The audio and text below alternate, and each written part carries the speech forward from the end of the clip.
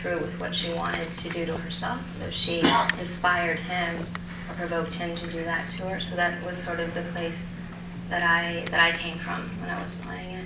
Without really knowing where it would end up leading her. I kind of felt like she always knew that she wanted to have that incredibly tragic ending with her soulmate at the end of the day, and I feel like she really connected with him as being, you know, her guy, and the one person that she can relate to on that really dark, horrible, twisted, terrible level. Casey, you've been playing, you've been on a rather extraordinary run of playing troubled souls. We've seen you in Gone Baby Gone, and in the assassination of Jesse James by the coward Robert Ford, and here's another guy who's got some issues. Long way from smoking cigarettes. Okay. Yeah, I mean, one of the great things about the book is that when I first read the book, I didn't know anything about it, and I sort of met this character, Lew Ford, and I was sort of, you know, was kind of going along with the ride, you know, for the ride with him, and I thought he was going to be the person you know, through who you kind of see this story and meet these other different characters. I knew kind of what the genre was, and I had an idea if I was going to. At a certain point, I don't remember when, but it's what it was done. This guy who you've sort of related to, who's telling you this story, and is completely insane, and it kind of takes you by surprise, and then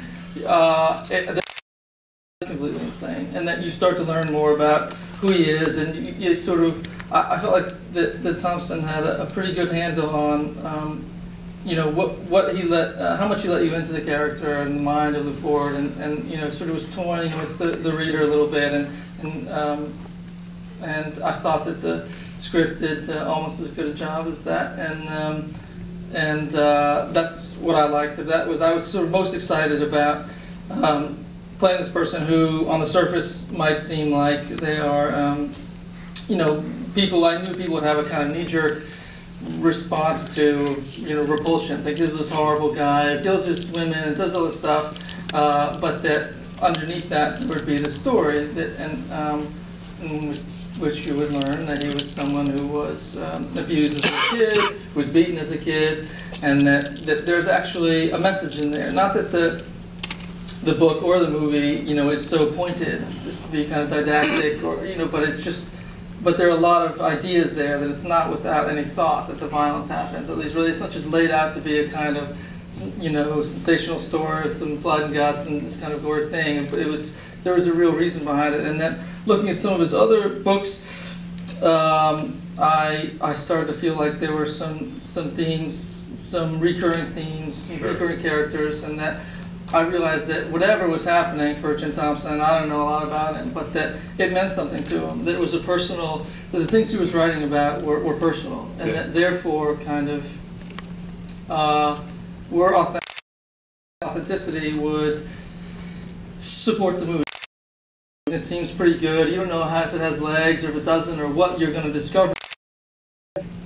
You know, an archaeological dig, I mean, I've never been on an archaeological dig, but it's like you find one little thing and you start brushing away and you hope there's going to be a dinosaur because it looks like a claw, you know, or a foot or whatever. And then, and this seemed like there might be a dinosaur underneath because of those things. And because I trust Michael and seems to have such great taste and has done so many really good movies and seemed like a very thoughtful guy. And when he showed up at my house, I really believed in him, and I thought, okay, there probably is something here that it's going to be the kind of movie that you can live with for 6 months or a year or 2 years, and you'll never kind of hit the bottom. You know, and also kind of goes back to the first question about that scene and the violence in the movie. And you know, when we first talked about it, he talked about a movie called Irreversible that was very like incredibly horribly realistic depiction of a rape and very violent scene and some other violence, and we both